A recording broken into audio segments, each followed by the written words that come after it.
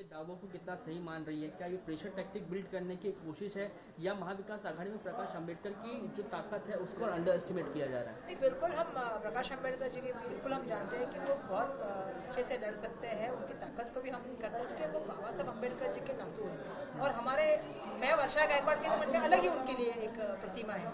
हम भी चाहते हैं कि वो महाविकास आघाड़ी में आए क्योंकि इस बार का इलेक्शन बहुत अलग इलेक्शन होने वाला है। इस बार का इलेक्शन है वो देश के लिए दिशा होने वाला इलेक्शन है। इस बार का इलेक्शन लोकशाही बचानी है, इस बार के इलेक्शन में संविधान बचाना है। आज हम देख रहे हैं कि कहीं ना कहीं सभी चीज़ों को जो है वो चौपट तोड़ने का काम इस देश के जो ऊपर बैठे हुए सरकार है, केंद्र सरकार के माध्यम से हो रहा है। कहा ईडी, सीबीआई, इनकम टैक्स, महानगर पालिका ये स्वायत्त संस्था थी, आज उसके ऊपर सवाल पैदा हो गए हैं। आज लोक प्रतिनिधि के ऊपर सवाल हो रहे हैं।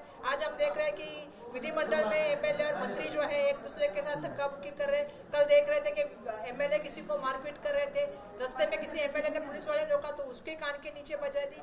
आप हाथ पैर तोड़ के ये टेबल जमीन करके देंगे, आप कुछ भी वीडियो निकालिए, कोई बात नहीं, मेरा बॉस यहाँ बैठा, ये स्टेटमेंट कभी नहीं होते थे। पुलिस स्टेशन में कभी गोलियां नहीं चलती थी, रास्ते पे हवा में गोलियां नहीं चलती थी एमएलए के माध्यम से, लेकिन अभी ये हो रहा है। तो ऐसे समय में मुझे ऐसा लगता है कि एक दूसरे के डिफरेंसेस छोड़ के इस देश को कैसे हम एक संग रखें, बाबा साहब का संविधान कैसे बचाएं, ये हम सबकी प्राथमिकता है। अंतिम सवाल इसी को लेकर है, वंचित को लेकर ही, कि कभी वो 50-50 का फार्मूला देते हैं, कभी वो 12-12 का फार्मूला देते हैं, कभी ये कहते हैं कि अगर बात नहीं बनी तो हमारा और शिवसेना का जो बात है वो तय है, 50-50 पे लड़ेंगे। अब फिर वो 6 सीट पर आ गए। देखिए अभी लास्ट में चर्चा आ गई है आदरणीय उद्धव ठाकरे साहब, आदरणीय शरद पवार साहब और आदरणीय बाला साहब थोराट और उनके बीच में।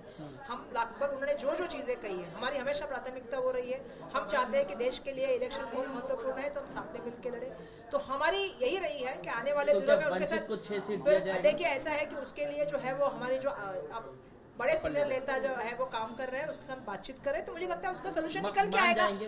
सोल्यूशन बिल्कुल निकल के आ जाएगा क्योंकि वो भी जानते हैं कि इस देश की जमहूरियत का सवाल है, देश की जनता का सवाल है, लोकशाही का सवाल है, संविधान का सवाल है।